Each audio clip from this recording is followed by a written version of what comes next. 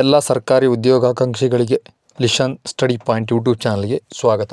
ಇವತ್ತು ನಾವು ಕರ್ನಾಟಕದ ರಾಜ್ಯ ಜಿಲ್ಲೆಗಳ ವಿಶೇಷತೆ ನೋಡೋಣ. ಅದರಲ್ಲಿ ಫಸ್ಟಿಗೆ ಬೆಂಗಳೂರು ಬಗ್ಗೆ 7 ನಿಮಿಷ ವಿಡಿಯೋದಲ್ಲಿ ಬೆಂಗಳೂರಿಗೆ ಸಂಬಂಧಿಸಿದ ಸಂಪೂರ್ಣ ಮಾಹಿತಿ ಎಲ್ಲ ಸ್ಪರ್ಧಾತ್ಮಕ ಪರೀಕ್ಷೆಗಳಿಗಾಗಿ ನಾನು ನಿಮಗೆ ಇವತ್ತು ನೀಡ್ತಾ ಇದ್ದೀನಿ. ಕೇವಲ 7 ನಿಮಿಷದಲ್ಲಿ ಬೆಂಗಳೂರಿಗೆ ಸಂಬಂಧಪಟ್ಟ ಎಲ್ಲ ಮಾಹಿತಿಗಳನ್ನು, ಪರೀಕ್ಷೆಗೆ ಉಪಯುಕ್ತವಾದ ಮಾಹಿತಿಗಳನ್ನ ನಾನು ಈ ವಿಡಿಯೋದಲ್ಲಿ ನಿಮಗೆ ನೀಡ್ತಾ ಇದ್ದೀನಿ. ವಿಡಿಯೋನ ಎಲ್ಲೂ ಸ್ಕಿಪ್ ಮಾಡಬೇಡಿ, ಪೂರ್ತಿಯಾಗಿ ನೋಡಿ, ನೋಟ್ಸ್ ಮಾಡ್ಕೊಳ್ಳಿ. ನಿಮಗೆ ಇದು ಮುಂದಿನ ಪರೀಕ್ಷೆಗೆ ತುಂಬ ಉಪಯುಕ್ತವಾಗುತ್ತೆ. ಮತ್ತ್ಯಾಕೆ ತಡ, ಪೆನ್ನು ಪೇಪರ್ ತೊಗೊಳ್ಳಿ, ನೋಟ್ ಮಾಡ್ಕೊಳ್ಳಿ. ವಿಡಿಯೋನ ಸ್ಟಾರ್ಟ್ ಮಾಡೋಣ. ಬೆಂಗಳೂರು ಜಿಲ್ಲೆ. ಬೆಂಗಳೂರು ಒಂದು ಕರ್ನಾಟಕದಲ್ಲಿರುವಂಥ ಜಿಲ್ಲೆ ಆಗಿದೆ. ಇದು ಚಿಕ್ಕ ಜಿಲ್ಲೆ ಆಗಿದೆ. ಮುಂದೆ ನೋಡೋಣ. ಕರ್ನಾಟಕದ ರಾಜಧಾನಿ ಬೆಂಗಳೂರು.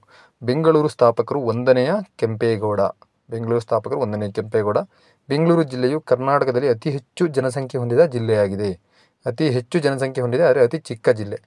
ಬೆಂಗಳೂರು ಜಿಲ್ಲೆಯು ಕರ್ನಾಟಕ ಅತಿ ಹೆಚ್ಚು ಜನಸಾಂದ್ರತೆಯನ್ನು ಕೂಡ ಹೊಂದಿದ ಜಿಲ್ಲೆಯಾಗಿದೆ. ಬೆಂಗಳೂರು ಜಿಲ್ಲೆಯು ಕರ್ನಾಟಕದಲ್ಲಿ ಅತಿ ಕಡಿಮೆ ಲಿಂಗಾನುಪಾತ ಹೊಂದಿದ ಜಿಲ್ಲೆಯಾಗಿದೆ. ಇದು ವೆರಿ ಇಂಪಾರ್ಟೆಂಟ್ ಇರುತ್ತೆ. ಲಿಂಗಾನುಪಾತಕ್ಕೆ ಸಂಬಂಧಪಟ್ಟಂಗೆ ಇದನ್ನು ನೋಡ್ಕೊಳ್ಳಿ ಚೆನ್ನಾಗಿ. 1,000 ಪುರುಷರಿಗೆ ಎಷ್ಟು ಜನ ಸ್ತ್ರೀಯರು ಇದ್ದಾರೆ ಅನ್ನೋದನ್ನ ನೀವು ನೆಟ್ಟಲ್ಲಿ ಸರ್ಚ್ ಮಾಡಿ ನೋಟ್ಸ್ ಮಾಡ್ಕೊಳ್ಳಿ. ಬೆಂಗಳೂರಿನಲ್ಲಿ ರಾಜೀವ್ ಗಾಂಧಿ ಆರೋಗ್ಯ ವಿಜ್ಞಾನಗಳ ವಿಶ್ವವಿದ್ಯಾಲಯ ಇದೆ. ಬೆಂಗಳೂರಿನಲ್ಲಿ ಸಂಸ್ಕೃತ ವಿಶ್ವವಿದ್ಯಾಲಯ ಇದೆ. ಬೆಂಗಳೂರಿನಲ್ಲಿ ಬೆಂಗಳೂರು ವಿಶ್ವವಿದ್ಯಾನಿಲಯ ಇದೆ. ಮತ್ತು ಬೆಂಗಳೂರಲ್ಲಿ ಕೃಷಿ ವಿಶ್ವವಿದ್ಯಾಲಯ ಇದೆ. ನೋಡಿ ಎಷ್ಟು ವಿಶ್ವವಿದ್ಯಾಲಯ ಬೆಂಗಳೂರಲ್ಲಿದೆ ಅಂತ ನೋಟ್ ಮಾಡ್ಕೊಳ್ಳಿ. ನೆಕ್ಸ್ಟ್ ನೋಡೋಣ. ಬೆಂಗಳೂರಿನ ಕೇಂದ್ರ ರೈಲ್ವೆ ನಿಲ್ದಾಣಕ್ಕೆ ಕ್ರಾಂತಿವೀರ ಸಂಗೊಳ್ಳಿ ರಾಯಣ್ಣ ರೈಲ್ವೆ ನಿಲ್ದಾಣ ಎಂದು ನಾಮಕರಣ ಮಾಡಲಾಗಿದೆ. ಹಾಗೆ ಬೆಂಗಳೂರಲ್ಲಿ ಇಸ್ಕಾನ್ ದೇವಾಲಯ ಇದೆ. ಎಲ್ಲರಿಗೂ ಸಾಮಾನ್ಯವಾಗಿ ಗೊತ್ತಿದೆ ಇಸ್ಕಾನ್ ದೇವಾಲಯ. ಬೆಂಗಳೂರಲ್ಲಿ ಮೈಸೂರು ಸ್ಯಾಂಡಲ್ ಸೋಪ್ ಅಂತ ಕಂಪ್ನಿ ಇದೆ. ಸಾಮಾನ್ಯವಾಗಿ ಎಲ್ಲರೂ ಮೈಸೂರು ಸ್ಯಾಂಡಲ್ ಸೋಪ್ ಕಂಪನಿ ಅಂದರೆ ಮೈಸೂರಲ್ಲಿದೆ ಅಂದ್ಕೊಂಡಿದ್ರೆ ಮೈಸೂರಲ್ಲ, ಬೆಂಗಳೂರಲ್ಲಿರೋದು ಮೈಸೂರು ಸ್ಯಾಂಡಲ್ ಸೋಪ್ ಕಂಪನಿ. ಮುಂದಿನದಾಗಿ ಬೆಂಗಳೂರಲ್ಲಿ ಚಿನ್ನಸ್ವಾಮಿ ಕ್ರೀಡಾಂಗಣ ಇದೆ.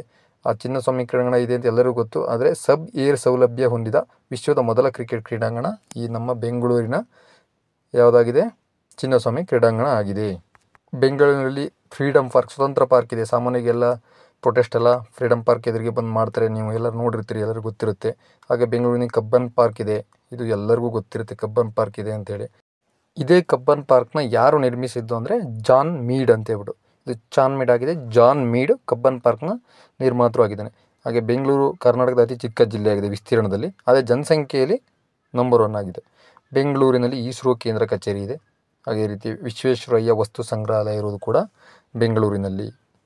ಮುಂದಿನ ನೋಡೋಣ. ನೆಕ್ಸ್ಟ್, ಬೆಂಗಳೂರಿನ ವಿಧಾನಸೌಧವನ್ನು ಕರ್ನಾಟಕದ ಮುಖ್ಯಮಂತ್ರಿ ಕೆಂಗಲ್ ಹನುಮಂತಯ್ಯನವರು ಕಟ್ಟಿಸಿದ್ದಾರೆ. ಇದರ ಶಿಲ್ಪಿ ನಾಗೇಂದ್ರ ಸ್ಥಪತಿ ಅಂತ ಹೇಳ್ಬಿಟ್ಟು.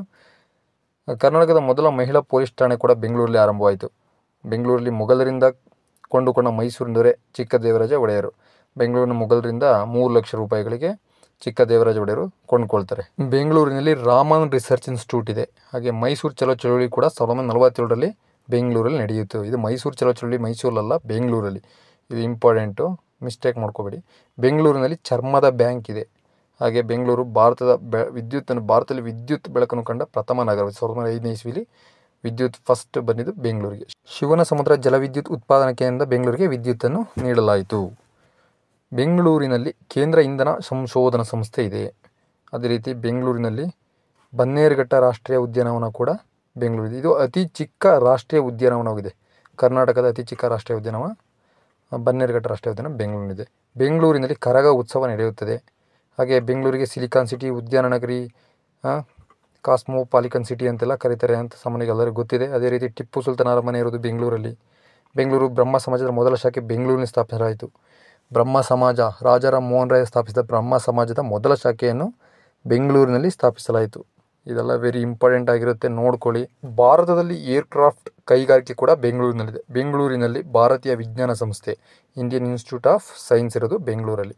ಹಾಗೆ ಬೆಂಗಳೂರಿನಲ್ಲಿ ಪರಪ್ಪನಗ್ರಹ ಕೇಂದ್ರೀಯ ಕಾರಾಗೃಹವಿದೆ. ಇತ್ತೀಚೆಗೆ ಹೆಲಿ ಟ್ಯಾಕ್ಸಿ ಸೇವೆ ಆರಂಭಿಸಿದ ನಗರ ಕೂಡ ಬೆಂಗಳೂರಾಗಿದೆ. ಬೆಂಗಳೂರಿನಲ್ಲಿ ಯಲಹಂಕದ ಬಳಿ police driving and maintenance school PDMS ಅಂತ ಒಂದು ಟ್ರೈನಿಂಗ್ ಸೆಂಟರ್ ಕೂಡ ಇದೆ. ಪೊಲೀಸ್ ಅವರಿಗೆ ಡ್ರೈವಿಂಗ್ ಕಲಿಸುವ ಒಂದು ಟ್ರೈನಿಂಗ್ ತರಬೇತಿ ಸಂಸ್ಥೆಯಾಗಿದೆ. ತನ್ನದೇ ಲೋಗೋ ಚಿಹ್ನೆಯನ್ನು ಪಡೆದಿರುವ ಭಾರತದ ಮೊದಲ ನಗರ ಬೆಂಗಳೂರು. ರೋಬೋಟಿಕ್ ಸಂಸ್ಥೆ CAIR ಕೂಡ ಬೆಂಗಳೂರಿನಲ್ಲಿದೆ. ಹಾಗೆ ಬೆಂಗಳೂರನ್ನು ಭಾರತದ ಮಾಹಿತಿ ತಂತ್ರಜ್ಞಾನದ ರಾಜಧಾನಿ ಎಂದು ಕೂಡ ಉಲ್ಲೇಖಿಸಲಾಗಿದೆ. ಕರ್ನಾಟಕದಲ್ಲಿ ಇಂಡಿಯನ್ ಟೆಲಿಫೋನ್ ಇಂಡಸ್ಟ್ರಿ ಇರೋದು ಬೆಂಗಳೂರಿನಲ್ಲಿ. ಇದು ಬೆಂಗಳೂರಿನ ಸ್ಥಾಪನೆ ಮಾಡಲಾಗಿದೆ. ಅಖಿಲ ಭಾರತ ಸ್ಥಳೀಯ ಸ್ವಯಂ ಸಹಕಾರ ಸಂಘ ಕೂಡ ಇರೋದು ಇದು ಬೆಂಗಳೂರಿನಲ್ಲಿ. ಅಂತರ್ಜಾಲದ ಉತ್ಕೃಷ್ಟತಾ ಕೇಂದ್ರವನ್ನು ಭಾರತದಲ್ಲಿ ಪ್ರಥಮ ಬಾರಿಗೆ ಬೆಂಗಳೂರು ನಗರದಲ್ಲಿ ಪ್ರಾರಂಭಿಸಲಾಗಿದೆ. ಹಾಗೆ ಬೆಂಗಳೂರಿನ ಹೆಸರುಘಟ್ಟ ಎಂಬಲ್ಲಿ ರಾಷ್ಟ್ರೀಯ ತೋಟಗಾರಿಕಾ ಸಂಶೋಧನಾ ಸಂಸ್ಥೆ ಇದೆ. ಇವೆಲ್ಲ ತೋಟಗಾರಿಕಾ ಸಂಶೋಧನಾ ಸಂಸ್ಥೆ ಇವೆಲ್ಲ ಮುಂಚೆ ಆನ್ಲೈನ್ ಕ್ವಶನ್ ಕೇಳ್ತಿದ್ದ ಟೈಮಲ್ಲಿ ಇವೆಲ್ಲ ರಿಪೀಟೆಡ್ ಕ್ವಶನ್ಗಳು. ಇವಾಗ ಡೈರೆಕ್ಟಾಗಿ ಕೇಳ್ತಾ ಇಲ್ಲ, ಆದರೆ ಇದಕ್ಕೆ ಸಂಬಂಧಪಟ್ಟಂಗೆ ಇಂಡೈರೆಕ್ಟಾಗಿ ಅಡ್ವಾನ್ಸ್ ಆಗಿ ಕೇಳ್ತಿದ್ದಾರೆ ಕ್ವಶನ್ಗಳನ್ನ. ಕನ್ನಡ ಸಾಹಿತ್ಯ ಪರಿಷತ್ ಕೇಂದ್ರ ಕಚೇರಿ ಕೂಡ ಬೆಂಗಳೂರಿನಲ್ಲಿದೆ. ಬೆಂಗಳೂರು ಮೊದಲ T20 ಅಂಧರ ವಿಶ್ವಕಪ್ ಕ್ರಿಕೆಟ್ ಪಂದ್ಯದ ಫೈನಲ್ ಪಂದ್ಯವು 2012ರಲ್ಲಿ ಬೆಂಗಳೂರಲ್ಲಿ ಜರುಗಿತ್ತು. ಮೊದಲ T20 ಅಂಧರ ವಿಶ್ವಕಪ್ಪು ನೋಡಿ 2012ರಲ್ಲಿ ಬೆಂಗಳೂರು ಜರುಗಿತ್ತು. ಮೊದಲ T20 ಅಂಧರ ವಿಶ್ವಕಪ್ ಕ್ರಿಕೆಟ್ ಫೈನಲ್ ಪಂದ್ಯದಲ್ಲಿ ಭಾರತವು ಪಾಕಿಸ್ತಾನ ವಿರುದ್ಧ ಗೆದ್ದಿತ್ತು. ಬೆಂಗಳೂರಿನಲ್ಲಿ ಎರಡನೇ T20 ಅಂಧರ ವಿಶ್ವಕಪ್ ಕ್ರಿಕೆಟ್ ಪಂದ್ಯದ ಫೈನಲ್ ಪಂದ್ಯವು 2011ರಲ್ಲಿ ಜರುಗಿತ್ತು. ಮೊದಲನೇದು ಕೂಡ ಎರಡನೇದು ಕೂಡ ಬೆಂಗಳೂರು ಜರುಗಿತ್ತು. ಎರಡನೇ T20 ಅಂಧರ ವಿಶ್ವಕಪ್ ಕ್ರಿಕೆಟ್ ಫೈನಲ್ ಪಂದ್ಯದಲ್ಲಿ ಭಾರತವು ಪಾಕಿಸ್ತಾನ ವಿರುದ್ಧ ಮತ್ತೆ ಎರಡನೇ ಬಾರಿನೂ ಕೂಡ ಗೆದ್ದಿತ್ತು. ಇದು 2017ರಲ್ಲಿ ಆದರೂ ಕೂಡ ಬೆಂಗಳೂರಿನಲ್ಲಿ ಮೊದಲ ಬಾರಿಗೆ ಅಂಧರ ವಿಶ್ವಕಪ್ ನಡೆದಿತ್ತು. ಆ ಕಾರಣದಿಂದ ನಾನು ಇದನ್ನು ತಗೊಂಡಿದ್ದೀನಿ. 2017ರಲ್ಲಿ ಡಾಕ್ಟರ್ BR ಅಂಬೇಡ್ಕರ್ ಅಂತಾರಾಷ್ಟ್ರೀಯ ಸಮಾವೇಶ ಕೂಡ ಬೆಂಗಳೂರಲ್ಲೇ ನಡೆದಿತ್ತು. Doctor BR Ambedkar school of economics Bengaluru ನಗರದಲ್ಲಿದೆ. ಇದು ಇಂಪಾರ್ಟೆಂಟ್ ಇದೆ. ಬೆಂಗಳೂರು ನಗರ ಯಾವ ನದಿಯ ದಂಡೆಯ ಮೇಲಿದೆ ಅಂತ ಕೇಳ್ತಾರೆ. ಅರ್ಕಾವತಿ ಮತ್ತು ವೃಷಭಾವತಿ ನದಿಯ ದಂಡೆ ಮೇಲೆ ಬೆಂಗಳೂರು ಇದೆ. ಬೆಂಗಳೂರಿನ ಯಲಹಂಕದಲ್ಲಿ ರೈಲು ಗಾಲಿ ತಯಾರಿಸುವ ಕಾರ್ಖಾನೆ ಇದೆ. ಹಾಗೆ ಬೆಂಗಳೂರು ರಾಷ್ಟ್ರೀಯ ಮರ ವಿಜ್ಞಾನ ಸಂಸ್ಥೆ ಕೂಡ ಬೆಂಗಳೂರಿನಲ್ಲಿದೆ. ಮುಂದಿನದಾಗಿ ಬೆಂಗಳೂರಿನಲ್ಲಿ ಬೃಹತ್ ಬೆಂಗಳೂರು ಮಹಾನಗರ ಪಾಲಿಕೆ ಇದೆ, BBMP ಅಂತಾರಲ್ಲ ಅದಿದೆ. ಈ BBMP ಏನು ಮುಖ್ಯಸ್ಥರಿರ್ತಾರೆ ಅವರು ಪ್ರಥಮ ಪ್ರಜೆ ಮಹಾಪೌರರಾಗಿರ್ತಾರೆ. ಅವರು BBMP ಮುಖ್ಯಸ್ಥರಾಗಿರ್ತಾರೆ. ಬೆಂಗಳೂರಿನಲ್ಲಿ TB ಸಂಶೋಧನಾ ಕೇಂದ್ರ ಇದೆ. ಹಾಗೆ ಬೆಂಗಳೂರಿನಲ್ಲಿರುವ ಹೈಕೋರ್ಟನ್ನು ಗ್ರೀಕ್ ಮತ್ತು ರೋಮನ್ ಶೈಲಿಯಲ್ಲಿ ಕಟ್ಟಲಾಗಿದೆ. ಇದು ತುಂಬ ಮುಖ್ಯವಾಗಿರುತ್ತೆ. ಗ್ರೀಕ್ ಮತ್ತು ರೋಮನ್ ಶೈಲಿಯಲ್ಲಿ ಬೆಂಗಳೂರಿನ ಹೈಕೋರ್ಟನ್ನು ಕಟ್ಟಲಾಗಿದೆ. ಬೆಂಗಳೂರಿನಲ್ಲಿ ಕರ್ನಾಟಕ ಲೋಕಸೇವಾ ಆಯೋಗದ ಕೇಂದ್ರ ಕಚೇರಿ ಇದೆ. ಬೆಂಗಳೂರು ಮತ್ತು ಮಂಗಳೂರು 13 ಅಕ್ಷಾಂಶಕ್ಕೆ ಸಮೀಪದಲ್ಲಿವೆ. ಮುಂಚೆ ಎಲ್ಲ ಇವೆಲ್ಲ ಸಿಂಗಲ್ ಲೈನ್ ಕ್ವಶನಲ್ಲಿ ತುಂಬ ರಿಪೀಟಾಗಿ ಬಂದಿರೋಂಥ ಕ್ವಶನ್ ಆ್ಯಂಡ್ ಆನ್ಸರ್ ಆಗಿದೆ.